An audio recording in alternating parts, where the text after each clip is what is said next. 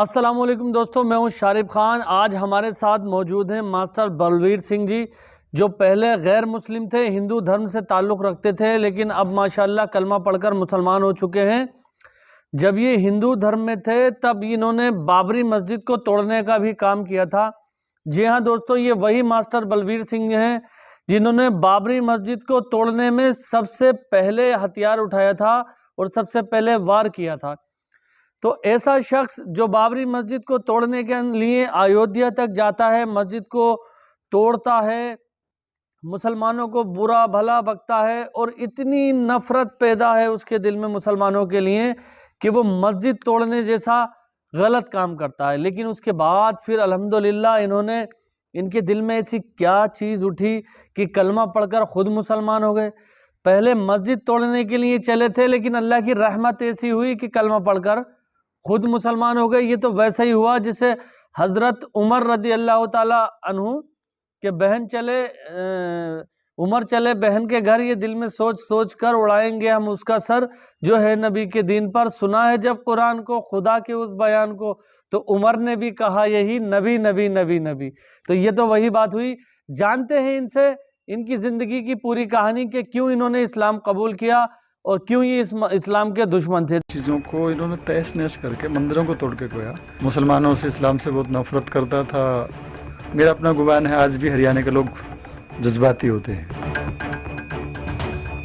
इसमें उस वक्त मैं दायरा इस्लाम से बाहर था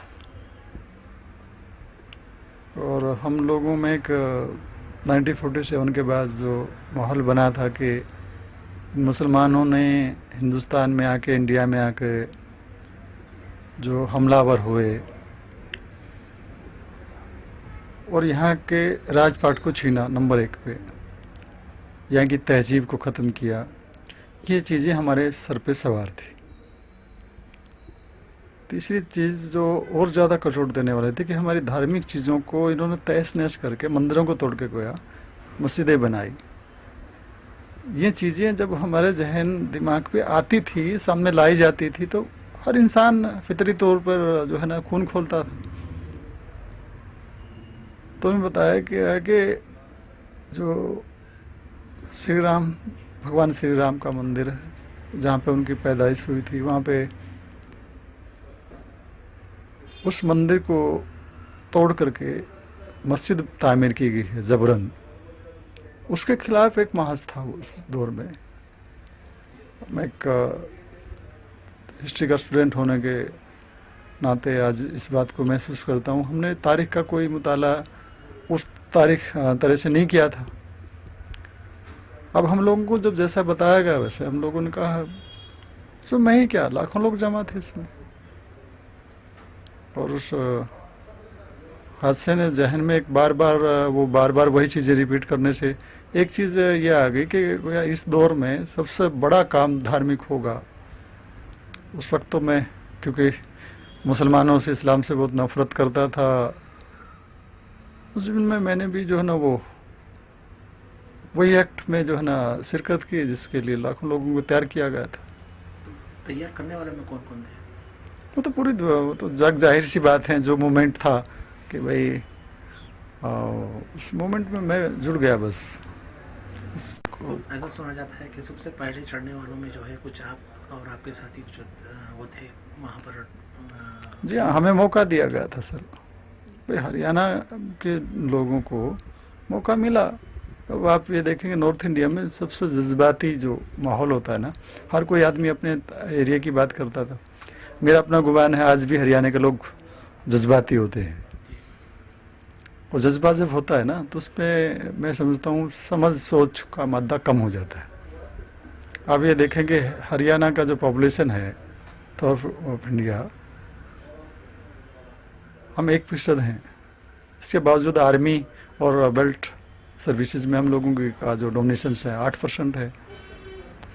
उस हिसाब से लगा सकते हैं कि हम लोग जो ना कि देश प्रेम भी लगा सकते हैं इसमें, या फिर हम लोगों का जज्बा, वफादारी, ये जिस भी अंदाज से देख सकते हैं। बाबरी मस्जिद क्या टाइम पे पहुंचे उस दिन? हम लोग तो वहाँ पे मैं समझता हूँ 1 तारीख से पहले पहुँचे थे, दिसंबर से पहले। नहीं, जिस दिन 6 दिसंबर के दिन बाबरी मस्जिद पे तोड़ा गया, तो उस वक्त वहाँ पहुँचने वालों में आपका कौन सा नंबर था? देखिए उस टाइम नंबर की गिनती तो नहीं कर सकते, मतलब इब्तिदाई लेकिन में पहुंच गए या लेकिन आने के बाद? नहीं, इब्तदाई में पहुंचे, लेकिन टॉम पे पहले पहुंचे। जो बीच का गुम्बद है, टॉम जो है मिडिल टॉम पे, हम लोग उसमें गए। मिडिल टॉम पे पहुंचने वाले में मैं आ गए थे, क्योंकि एक तो वो दौर, एक दहशत थी कि भाई आर्मी आएगी, फोर्स लगा दी जाएगी, नहीं करने देंगे। लेकिन साथ ही साथ ये था कि आर्मी आई नहीं, ये नहीं हुआ, तो एक जहन में ये भी था कि ज़मीनी तौर पर तो कोई हलचल है नहीं। लेकिन एक खदशा जरूर था कि आज हो सकता है बाई एयर जो ना इस पर कुछ हम क्या उतनी जाए, मजबूत डोम को तोड़ा कैसे गया? कि हमने तो अपनी कोशिश भर है, इंसान अपनी कोशिश करता है ना। जो मैंने बताया गया कि सैकड़ों सालों से इस जो ना ढांचे ने मंदिर की जगह पे कब्जा किया है, तो वो जज्बा ही अलग होता है। उसमें आदमी ये सोचता नहीं है कि मैं क्या करूं, लेकिन करने के लिए जो कुछ हो सकता है उसके लिए कोशिश की। तोड़ने के लिए इस्तेमाल क्या किया गया? खुदाल, जो जिसको गैंती बोलते हैं आपकी जबान में, जिससे सड़क खोदते हैं, वो लगाई। और उस वक्त आपके साथ और कौन थे? दो लोग? नहीं, मेरे साथ ही थे, सोनीपत जिला के थे, कुछ पानीपत एरिया के थे उन लोगों ने। बाकी जिनको मैं आइडेंटिफाई कर सकता था वो थे। बाकी इंडिया भर से लोग गए थे, कोई जिला ऐसा नहीं बचा इंडिया का जिससे मैं सुनता हूँ कि नहीं पहुँचे वो लोग। तो वहाँ से बाबरी मस्जिद तोड़ने के बाद में सुना है कि आप देवबंद गए थे। मैं देवबंद नहीं गया था, मैं तो वापस अपने पानीपत आया और वहाँ पे आके अपना जो था उन्होंने खैर मकदम किया गया, या जो भी जुलूस के शक्ल में। इसके बाद घर में हाजिरी हुई। मेरे घर के लोगों का जहन सेकुलर सिस्टम पे था, तो उन्होंने कहा कि तुम बहुत गलत आदमी हो, ख़ास तौर पर मेरे वालिद साहब ने जो कहा था। क्योंकि एक तो ये है कि हमारे यहाँ पर जो विचारधारा जो था ना, परसेंटेज का डोमिनेशन बहुत ना के बराबर था। दूसरी चीज़ ये कि हरियाणा के लोग मजहबी तौर पे इतने ज़्यादा जानकार नहीं होते। मिडिल हरियाणा की मैं बात करूँ तो अब उनमें जो कहा गया कि भाई ऐसा हो गया है, तो फिर वो लोग पीछा नहीं देखते हैं। अगर या तो शुरू नहीं हो तो शुरू होते हैं, तो फिर अच्छे जज्बे के साथ खड़े होते हैं। उस जज्बे वाले लोगों के अंदर हम शामिल थे। फर्स्ट टाइम उसमें आगे गए तो उस वक्त यही था कि आज इसको हटा के पीछे छोड़ें, क्योंकि जो कसम सौगंध खाते हैं वो सारा स्लोगन साहब ने सुने होंगे। जब सौगंध कोई खा लेता है तो फिर सोचता नहीं है फिर पीछे हटने के बाद। क्या हालात बने जो आप इस्लाम पहले हमारी ही अपनी जो करनी होती है ना, कथनी होती है, उससे ही अपने नियर अबाउट सोचता आदमी। हम जब मुसलमानों को जिहादी, आतंकवादी और जो सुनते थे कि मुसलमान अब जिहाद का फतवा देंगे और ये जो ना हमें मारे बगैर नहीं छोड़ेंगे, सबसे बड़ा ये जो ना दिमाग पे सोच कर रही थी बात कि अब हम लोगों को मारे बगैर नहीं छोड़ेंगे। हर मुसलमान दाढ़ी रखता, टोपी नहीं पहनता, और वो लिबास का मसला आता है, लेकिन वो बदला लेने पे आते हैं तो जरूर बदला लेते हैं। ये जो सबसे बड़ी बात स्टक की, और उसी के डर और खौफ शिद्दत की वजह से वही ख्वाब वही ख्याल, और वो इसी तौर पे इतना डर गया मैं जाती तौर पे कि पागलपन की एक हद होती है ना, जैसे मैं खुलेआम पागल तो नहीं था, जैसे मैं पत्थर फेंकता हूँ, किसी पे चिल्लाता हूँ, लेकिन ये था कि हर तरफ एक नज़रिया बनता था कि मुसलमान आके मुझे जरूर मारेंगे। अब ये मेरे जहन में ज़्यादा सवाल रहता था। और मुसलमान आएंगे, मैं तो जानता नहीं कौन मुसलमान हो सकता है, सबको मैं पहचानता नहीं था। इतना बड़ा सिटी है, उसमें ज़्यादातर लेबर यूपी बिहार की होती है, उनमें से ज़्यादातर हमें गुमान होने लगा कि जब आदमी डरने लगता है ना, तो हर कोई अपना दुश्मन, हर से दुश्मन नज़र आती है। तो उसमें ये कहा कि ये लोग मुसलमान होते अपना नाम बदल के रह रहे होंगे कारखानों में, हमारी खुद के कारखाने में भी ये सोचते थे कि ये लोग नाम बदल के रह जाएंगे और हमें जो है ना नुकसान पहुंचाएंगे किसी न किसी, और जान से मारे बगैर इनको चैन नहीं आएगा। क्योंकि वहाँ जिन लोगों को लोकल में नहीं मालूम था, लोकल एक प्रोग्राम में ये शो कर दिया कि यही वो आदमी है जिसने बाबरी मस्जिद को तोड़ के आए हैं, विजय दिवस या जो भी बनाया गया था, उसमें वो डर उससे ज़्यादा बना। उस डर के ताल्लुक से कितने मेरे जो साथी पहले थे ना, काबिल जिक्र जिस आदमी के ज़रिए मुझे इस्लाम की दावत मिली, मैं डायरेक्ट नहीं पहुंचा, इनडायरेक्टली उस आदमी के ज़रिए मुझे दावत दी गई जो पहले तौबा कर चुका था कि वो मस्जिद मालिक का घर है, हमने इसको तोड़ के गुनाह किया है, और सबसे बड़ा जमहूरी मुल्क है हिंदुस्तान, इसमें हमने कानून को अपने हाथ में लिया है। किसी ने गलती की है तो कानून है, फोर्स है, जुडिशरी है, हम उसके पास जाएं और उसके ज़रिए से काम हो। ये जब आदमी को कोई भी काम करने के बाद, एक हद से गुजरने के बाद उसको फील भी होता है, गलत करे तो गिल्ट फील भी होता है। वो गिल्ट था हम लोगों में, कितने लोगों में है। उसमें से कोई भी आदमी आज पस मंज़र पे नहीं है, कोई कामयाब नहीं हुआ जिस नज़रिए को लेकर किया गया था।